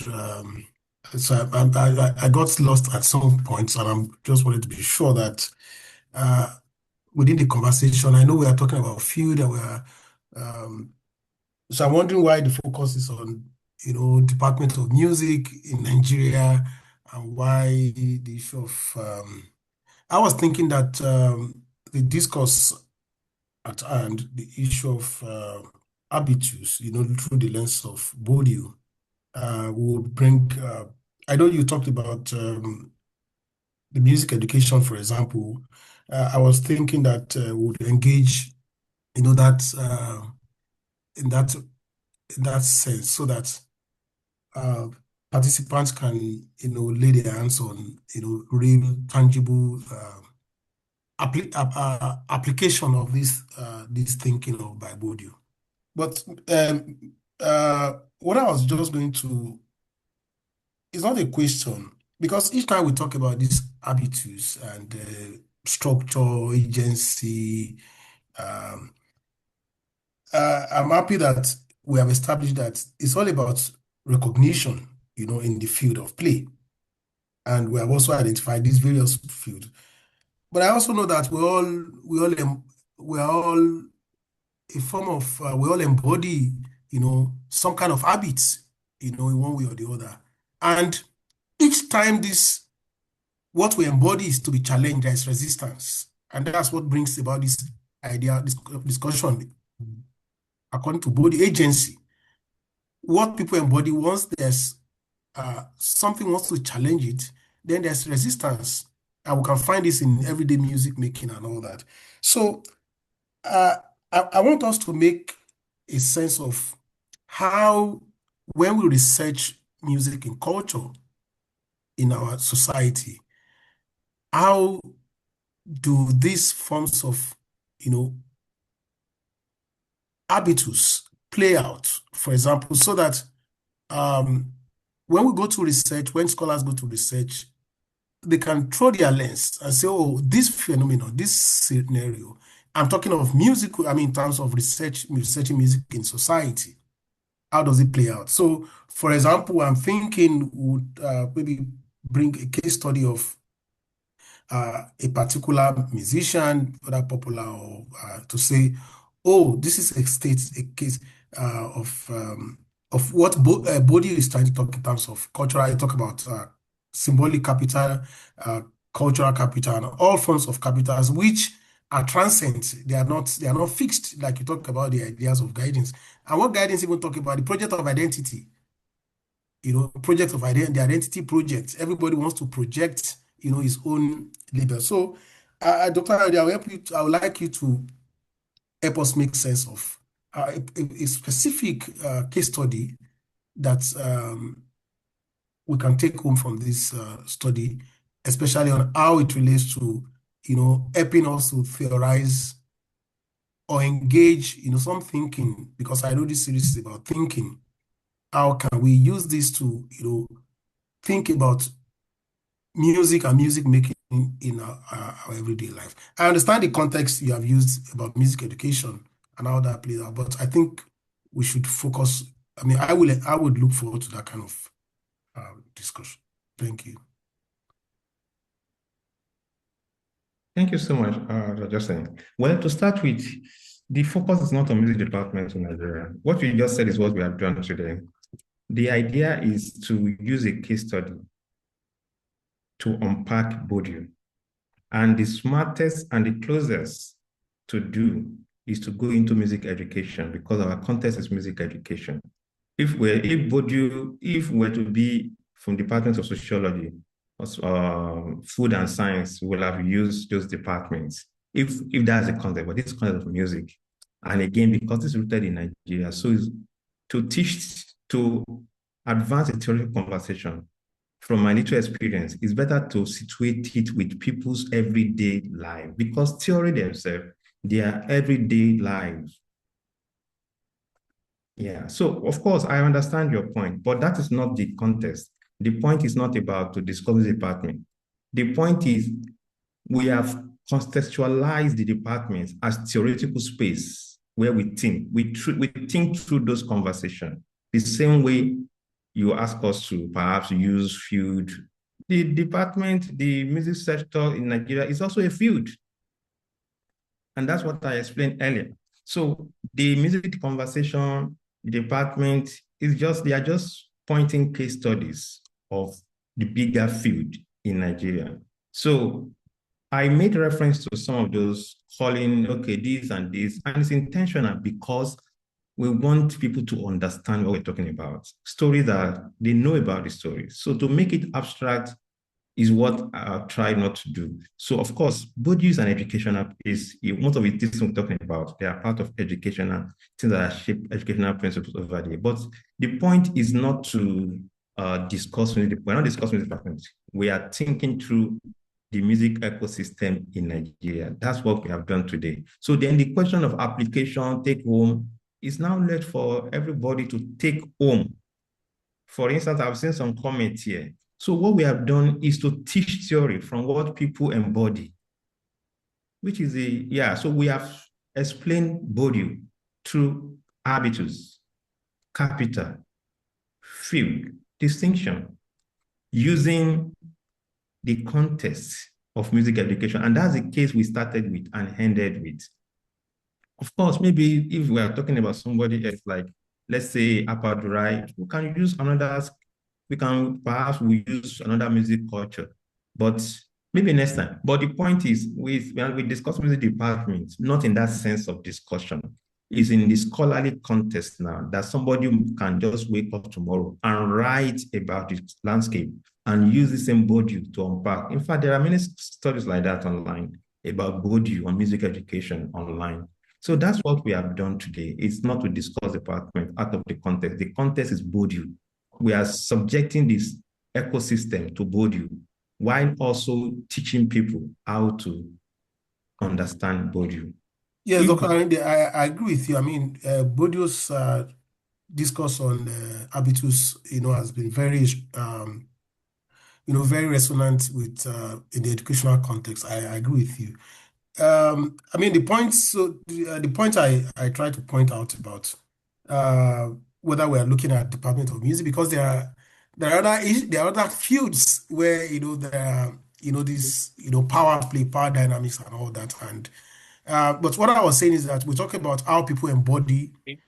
For example, you talk about habitus, how people embody these things through the structure of family, religion, and all that. So, for example, somebody who says a structure cannot work because he wants to keep the gate. Is this something the person he inhabited from his parents, from his church, So that's the point I'm making. If we try to lay these things and say, okay, so these are not. I mean, so I'm just saying that we have laid, very solid blocks, on habitus, how, structures, social structures, family structures, religious structure, equip us with some form of agency or the other. So that's why I'm saying that this case study so how, for example, in the Department of Music, if we want to really nail it now, for example, somebody says, oh, this PhD student will not graduate. How, as his family background, what he has inhabited from the church, from his family, from the society, shaped or conditioned him to exercise that kind of agency. So that's what I'm trying to put. Maybe I should remove the thing from. Sorry, can I just come in quickly? Sorry about it. I just have to run after saying this. Okay. Now, the thing is that, I mean, the question of how this plays out in actual research, I think is a very important question. For example, if we take a musician working within a talking drum tradition, their expertise may involve highly complex system of tonal articulation, like timing, linguistic encoding, etc. So within that field, that constitutes very strong cultural capital. But when the same knowledge is brought into a formal academic setting, it may not be recognized in the same way unless it is translated into notation or theoretical language that fits the existing frameworks. So in that sense, what we observe is not just variation in capital across fields, but a shift in what counts as knowledge itself. And what raises a methodological question for us as researchers: are we documenting these systems on their own terms, or are we translating them into forms that the fields can recognize? Wow. Wow. Thank you so much, sir. So, Doctor, I just say, now, I like your last question, relating to Eda Kanikale's point now. So, if you're talking about how a system is reproduced, that is what you just said. So, if you said somebody is not graduating somebody, is this from the family? Don't forget, according to Habitus framework is either family, is distinct, but it can be combined. So we have family. Maybe I should share quickly so you can see it again. Then that can really help us to go back and maybe the alignment you're talking about can then, yeah. So habitus is a family. It starts from, let's go from the beginning. Yeah, look at it. Habitus formation and musical taste.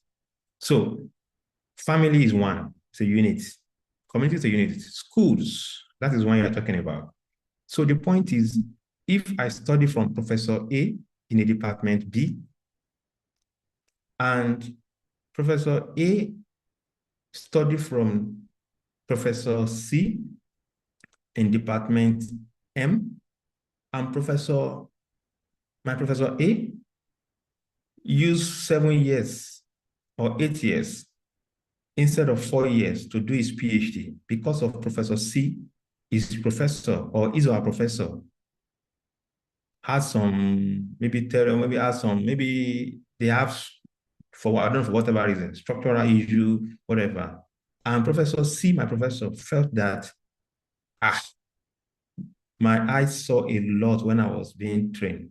Indirectly, what is happening there is called transgenerational capital, and habitus is at work. Why? Embodied trauma can be part of it. So if Professor C is the professor of my professor, and my professor spent 10 years or 8 years instead of 4 years doing PhD, part of my professor's habitus with Professor C and the department of his professor is that trauma. Either he likes it or not, my professor has internalized that trauma. When he's working with me, he won't know. He'll be doing the same thing with me. That is habitus. They are the privileges we have that we use without even knowing. They are the social capacity, they are the emotion that we embody. Then we trade with every time without even knowing we are doing what we are doing. So that trauma is going to be passed to me. He won't know. In fact, it might even be we will laugh together, and the student will use 7 years also. And he will give you good counseling. You guys will laugh. You can't even go to church together. But Professor C, it's how, the point is habitus. It's a school thing. And also for us, community, tradition. So it's between school and traditional. So the tradition will now be, I really work hard with my professor. So I also want you to work hard to get the same benefit. Or I also want you to know what I went through to get it so you can appreciate it. Those are the narrative. So this is Bourdieu at work. This is habitus at work. It's not a bad thing. It's not that they are doing bad things. It's just what it is and how they are performing that reality without even knowing. And they will back it up, of course. Everything is explainable. They will explain it. Because I work so hard, I'm successful. I also wanted to work hard. So, no, this is not good. So, yeah, that's it. And when students, maybe me also, when after graduation, I will also keep, if I did not take intentional thinking, or if I have not encountered other forms of habitus, other forms of tradition that will alter that reality, I will keep reproducing that reality. Yes. Until when it will get to a place where somebody encountered different reality and alters it. So that's on the one hand. On the other hand, if according to that tradition, all the professor with my professor in the department, they have the same experiences, automatically it becomes a structure. And whenever a young chap is coming to the department who believes otherwise, the person is going to be tagged and blocked. They are going to fight the person tooth to nail because they will say you are distorting our tradition. And that under the tradition is interlayered, multi-layered emotions and emotion, trauma over the years, embodied traumas. I don't know if this makes sense. We're not discussing music department now. We are discussing structure and using music departments as case study because our context is music. If we were to be in another field, we'll have used those departments. And the case today, I don't even know why we went that route. It's music education. Look at it, that's the case. Music education and training. That's the context. And that's why not discussing is not doing justice to what we said we want to do. So it is not a form of, it's not intentional per se. Yeah, so we are just using the case, and thank God there are layers of stories on ground that people can relate with. Perhaps that's why people, yeah. So because, don't forget, tradition is theory. What people do becomes theory. All the theories we are reading, they are curated based on particular tradition or not. So if we're not theorizing our practice, then we're not doing justice to the system also. Yeah. Okay, let's have let's have David, please, quickly. Then we'll go to Danny Kale. All right. Hey everybody. Hi, Dr. Ayorinde. Apologies, first of all, it's quite early here, so if you hear, noises in the house and stuff. So I think that what we're talking about sits, very well at a very broad intersection of many things, and I can see that that's where the tension is, from institutional issues to practical issues of performance and all the rest that we've talked about.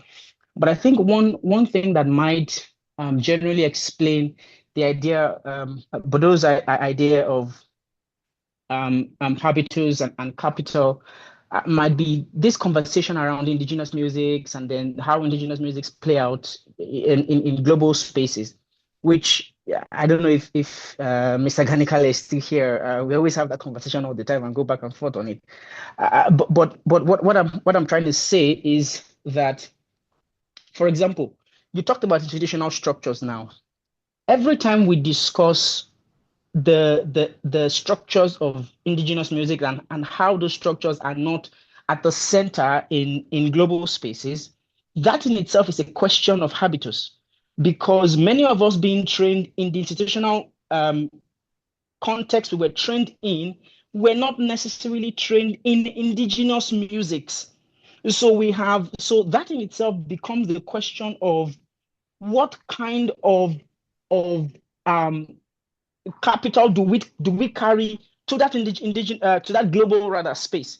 Remember last month when we were in this same and talking about language, about how to translate what we know indigenously into a global space.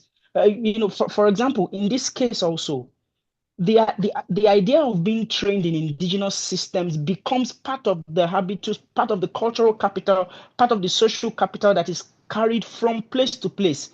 Hence why you see a distinction between those of us that are so-called musicologists, in the different strata of musicologies, and then the people we call the master drummers or the master musicians in the local settings. Those master musicians do not have, to the extent that it is translatable, the language, again, not in the sense of reading and writing. Many of them could be literate, but I'm saying the academic language to translate what they are doing into the structures. So Mr. Ganikale can take a local juju framework and translate it into what is understandable in Harvard University. That in itself is cultural capital. That is habitus. So that I think that draws the gap for everyone, listening, to understand that what Bourdieu is talking about is not necessarily the fact that habitus dwells in particular systems. It is how those systems and how those institutional frameworks function outside of themselves, how they are replayed in other spaces. Yeah. So it is not, unlike Anthony Giddens, who speaks of identity within that person, and now the performance of identity in those outer spaces.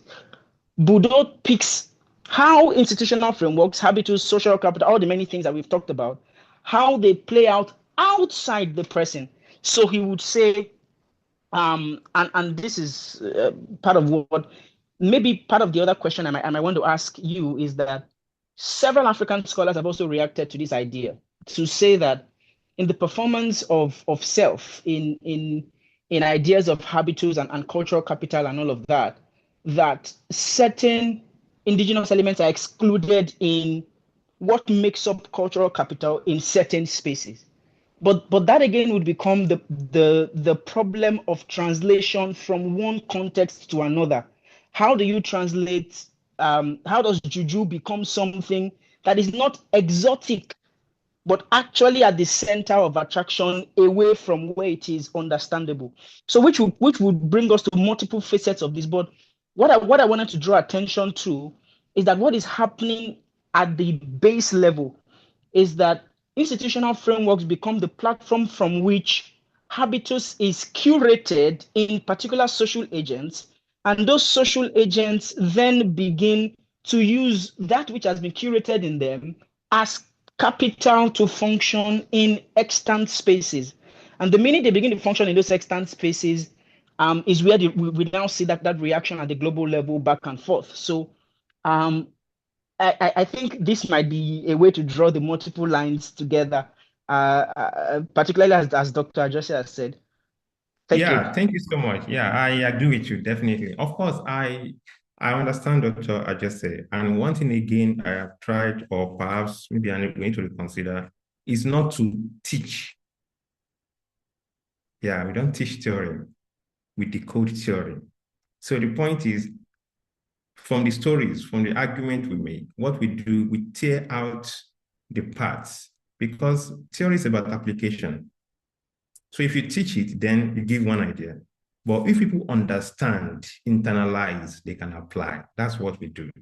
So all the stories I want to read I'll get back to Dr.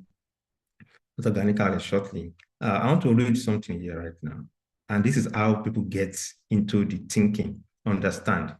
Now, we create things for ourselves and decided to call it what it is indeed, or unla. This is a comment by quoting perhaps what I say, I don't know, Dr. Elizabeth Bebo Anthony. She's gone now. So the point here is this: she understands that concept. And because she understood, she quoted it. It's not because, now, why did she understand? She understands because there is something closer to her in this context. And because she understood, she quoted that word, wow, or unla. That wow for her is the understanding. And she can now wake up tomorrow and take her research on indigenous drumming, in collective singing, gospel music, and apply that same idea. That is what we try to do. Yeah, we can come back and say, okay, take one case study and apply it, para. No, that is me doing seminar, doing presentation. That is me.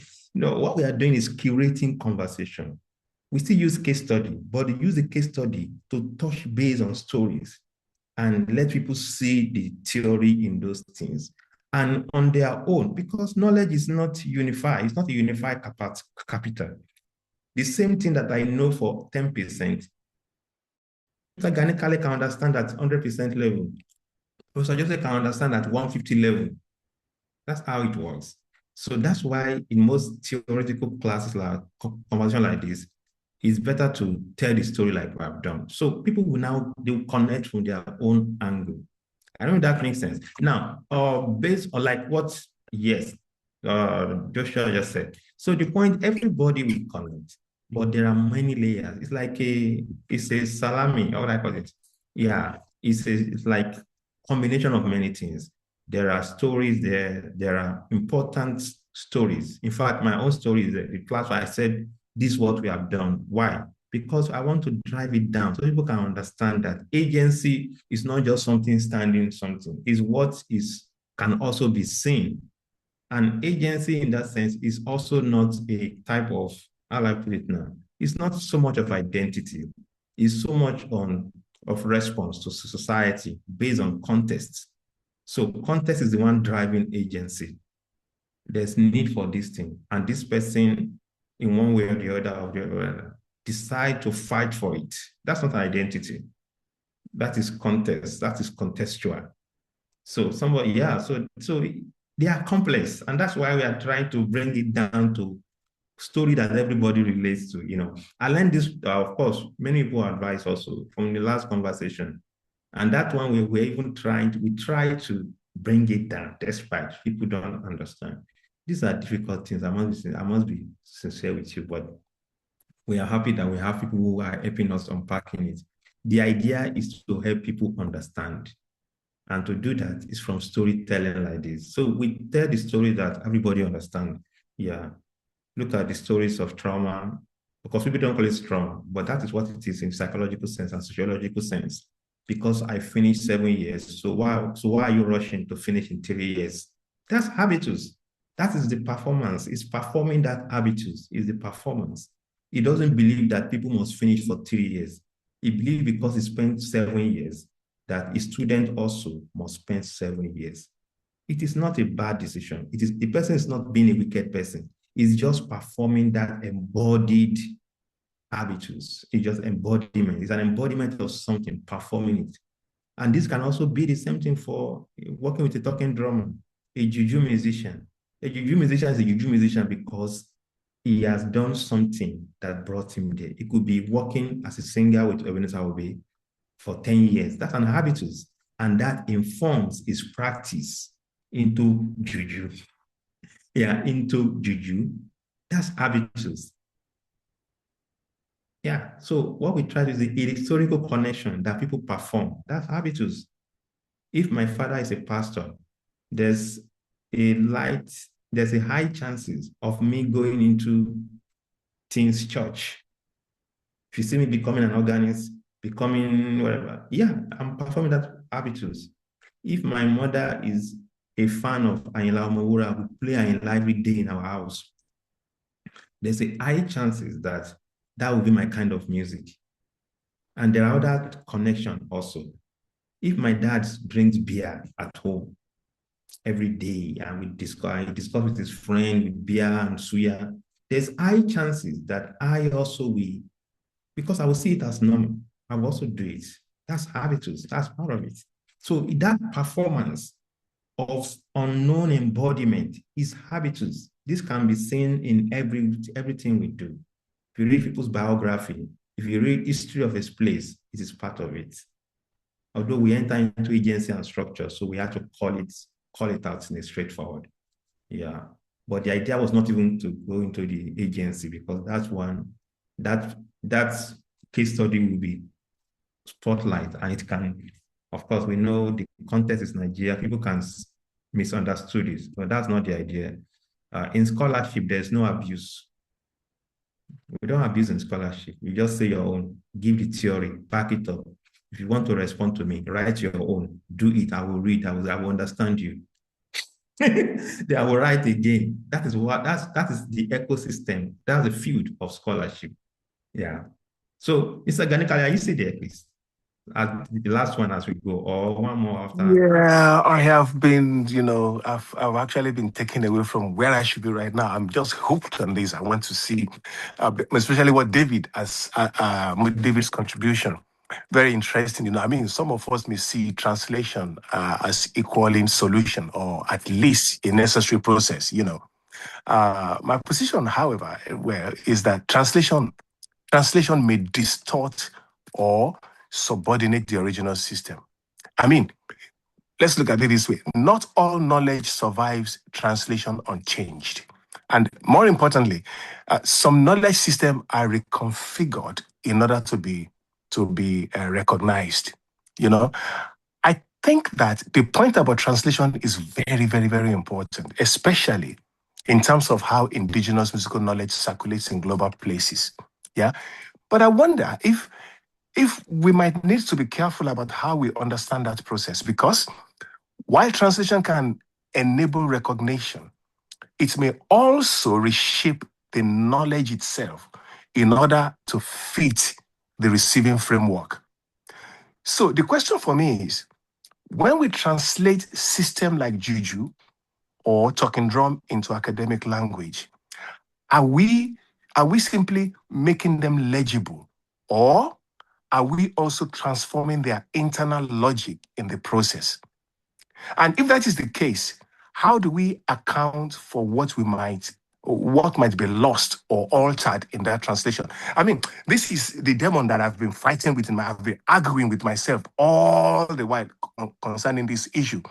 So the fact that we are able to discuss this here, because sometimes, I think the way in manner of David's presentation, the way he thinks, I've had that thought several times, but then these questions still arise that I argue with myself, So how do we account for what we may lose, or for what may be altered in that translation? Yeah. Wow. Thank you so much. Yes. Okay. Yeah, I just wanted to say that I think that the potency of mediation is in and of itself, to the extent that the mediation carries its original form in altered states depending on where it arrives. So it is Georgina Bond that talks about relational musicology, where the relationship between foundational elements in their so-called indigenous states, which again is a problematic term. What is indigenous? What makes all of that? That's our job. We can keep problematizing single words, but in the general perspective, that what makes indigenous ideas, what makes them translatable, or what makes them mediatable across contexts, in the way that those contexts on the other side not just receive what is intended from the foundation, but to the extent that those indigenous contexts or indigenous artifacts carry the same meaning from point A to point B. Now, particularly when we come to things like music and musical instruments, particularly with indigenous African elements, I think that many times there are several considerations. Part of the work that is going on right now is even to talk about even environmental conditions, the environmental conditions that facilitate certain things, which comes back to this idea of habitus again, that the environmental conditions that facilitate certain performances within their traditional context, the traditional context and the kind of habitus and cultural capital that the master drummer has built in Saint Louis or in Isenyi and all of that is different from the habitus that he will build if he spends 1 month in Toronto, Canada. Yeah. And that in itself begins to affect his performance of his traditional music, even what he thinks is the indigenous state of it, even that same talking drum, that same whatever bata, whatever family he brings, that same oja, that same flute, that same whatever it is that is brought from that indigenous context, the moment it lands in another clime, it begins to sort of incorporate the new habitus and social capital of that new clime. Juju music in Nigeria is not necessarily Juju music here, even though it is played the same way, with the same arrangements, with the same language, with the same thing, because it acquires a new habitus in Toronto, Canada. It acquires a new habitus in California, United States. It acquires a new habitus in York, United Kingdom. And that's the point. I think that when we talk about institutional frameworks, we must understand that the music we carry, you see, and many times we think this is just about indigenous music alone. Many of us who were entrenched in classical music, in operatic music, and all the things that we did, the moment we stepped out of the shores of Nigeria to begin to practice the same so-called things we learned, and without due respect, many of us had done this thing to the highest level that Nigeria afforded us. Right, many of us had the highest level of certification. Dr. Ayorinde and I were running up and down doing ABRSM, the diploma, licentiate, fellowship. We did all of those things. We got to the so-called highest level in Nigeria.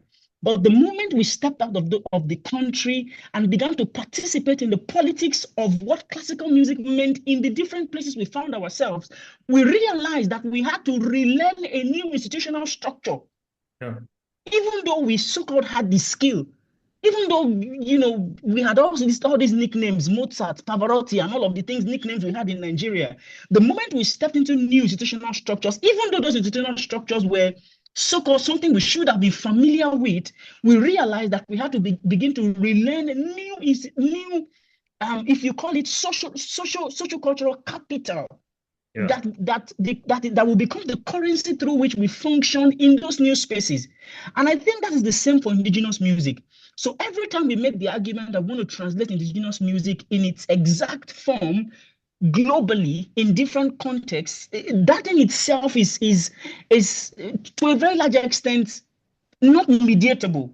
And what I'm trying to say is not because we do not make the effort to keep it in its truest form. I'm saying even with our best effort, the best we can achieve is that indigenous music we bring here, with its own structures and cultural logics, as you have said, sir. When it crosses this, this new context and gets into this a new system, the system itself begins to condition what we have tried to bring out in its indigenous state. The system begins to condition it because the system has its own habitus, its own social cultural capital, its own way of thinking and cultural logics. So I think that it is the war between two cultural logics here. And what the so-called easiest way, or the sort of easiest way where people have gravitated towards, is to find a bridge. That's why we have hybrid forms. That's why most of the forms that are thriving in global spaces are hybrid forms, dragging something that has to be indigenous and then finding a way to mediate it in such a way that it participates, in a global space. Because every time you bring, no matter what you call it, you have Spanish pubs in the city of Toronto that are playing Spanish music, Spanish indigenous music. The moment they step into that new cultural sense, there is a way the culture begins to shift that indigenous Spanish music in such a way that it must concur to what is considered the general Toronto musical life and musical setting. So I think that it is understanding the difference between these two and the extent to which we can retain what we call our indigenous cultural logics within these spaces that becomes how we then, function as musicologists, as theorists, as performers, and, whatever it is that we call ourselves. Thank you. Wow. Thank you so much. Yes. It's an interesting one. Thank you so much. Thanks to our great scholars, Siganikale, Professor Joseph, Oga David Arito. Yeah, so the point is I think it's very simple. It's not simple. Let me not use that word casually. Yeah, it's complex, as I mentioned earlier. It's a bit complex. Capitals translates. The capital in Nigeria would not automatically function when they get to Frankfurt. Would not automatically become capital when they get to Cape Town.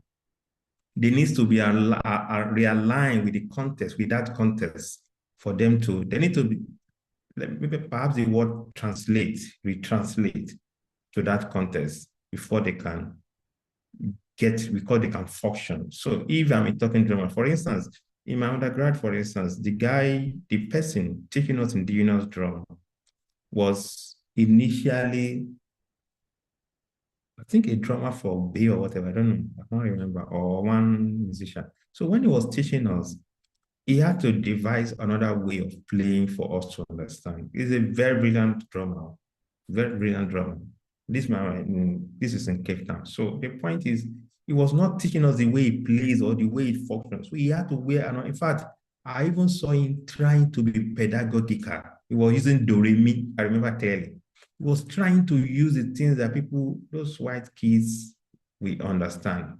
And the moment he got that idea, then people started understanding it, using their national anthem to, okay, you can play this. So he wasn't teaching the normal Yoruba or no. He was using that context. So sometimes I get disappointed, of course. How is this segment doing this? But later I understood that, okay, yeah, he had to change. He started playing with jazz band. He started playing with big bands, but he wasn't playing the way he was playing as a juju drummer again. Yeah, he wasn't so busy. He was just doing sometimes 2 notes throughout, sometimes no, except when it's time for solo. And that solo has to be within the context.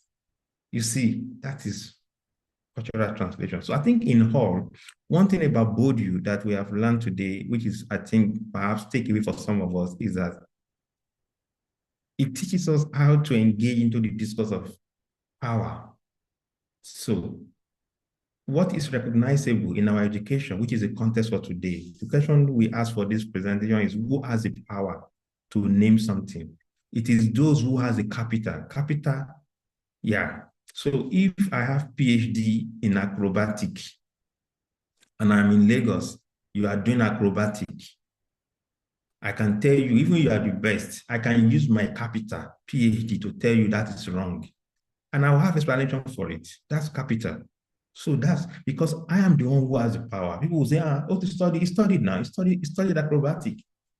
Yeah, that's how it works.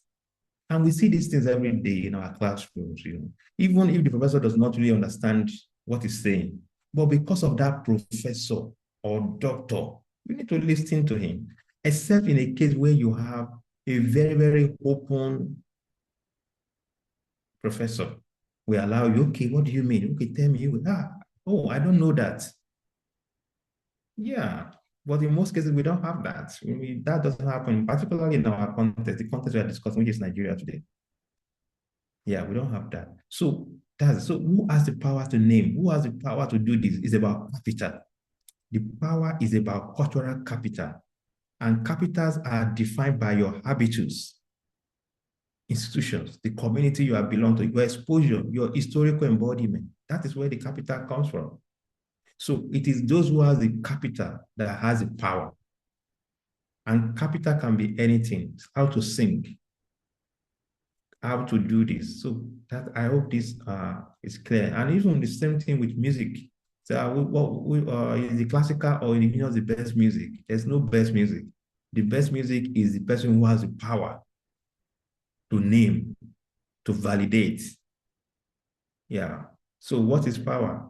The symbolic capital, the cultural capital, the social capital you have, they are the power that grants something their name. That's it. And perhaps this is applicable fine, but the idea is to help all of us understand who has the power to name, to sustain, to do this. Is capital. The question is about question. It's a question of capital. Who has a capital? And that's what Bourdieu has helped us to unpack today. It's about capital. Capital is everything. Capital is shaped by our history, by our and there's also economic power in there. What we can discover when we get to agency and structure, we can discuss all that. So that is the dynamic. The question is, we have used Nigerian music education as a case study today. We are not afraid. I'm not afraid to do that because it is a contest. I'm a scholar. I can draw on any contest to theorize. That's my job. In fact, I'm not doing that. I'm not performing my habitus as a scholar. So, and I'm also not afraid to speak to the system to say, according to my study, this is what happened. That's what makes me a scholar. So I can put Apadura on the Nigerian system, I will analyze, put Bourdieu on it, analyze it. Then what Bourdieu asks me to do is to see into the system unfiltered and see how power works. And that's why we use the case studies of Nigerian music departments, which is, yeah. I think somebody needs to write that article. It's very important. People do this everywhere. In Nigeria, we need to do that also. It's not an attack. It is scholarship. Thank you, everyone. Thank you for your time. Thank you for the contribution, Dr. Jose, Joshua David, Dakola Wale, Gani Kale, and everyone. Thank you. The other people, some of them have left already. So next month, we definitely... Sorry, if you would just let me quickly so that I can let off this steam in me right now, just before you close. Okay. With Mr. David as well, I is someone I would really like to rub minds with more often.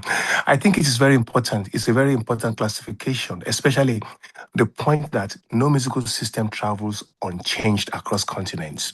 I completely agree that that both indigenous and classical tradition are reconditioned when they enter the field, new fields. But I still think that what I'm trying to hold on to is not whether transformation happens, but how we understand its implications. Because if a system is consistently shaped in order to function within another context, then over time, the question becomes, are we still engaging the same musical logic or a reconfigured version of it? So perhaps the issue is not whether hybridization occurs, which it clearly does anyway, but how we account for what is altered in that process, especially at the level of underlying musical structure and meaning.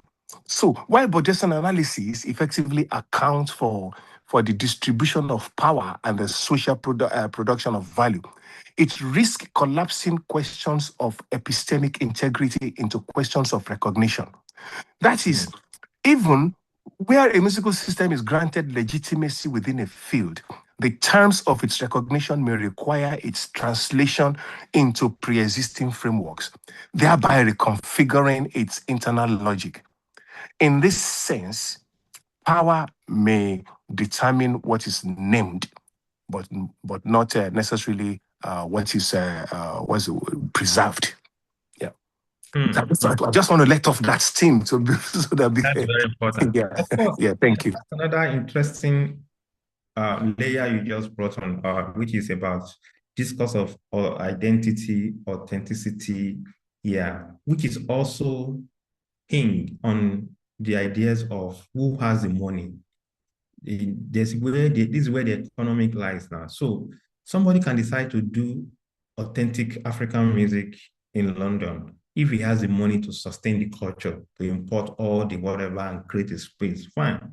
But is not always the case. So economic capital then comes in. So for people to garner economic capital, they need to adjust. They need to adjust to the local system for them to communicate value. So that is what we are going through. And that's even the same way, even a classical music in Lagos, like Joshua explained, we did ABRSM. Yeah, we did ABR up to the top. Of course, locally it became, of course, that's another capital, of course. ABRSM is a capital. It's about recognition. But the moment we get to, the moment you move out of Nigeria, it becomes something different. Yeah, it has different, So it's not just about African music or indigenous music. It's about every forms of capital. Acquire certificate in Nigeria. The moment you get to elsewhere, that certificate becomes something. In fact, sometimes they will tell you to go and do accreditation of that degree. Some of us will know. So for some of us who study in South Africa, they will know. You need to do accreditation, SACWA accreditation. Yeah.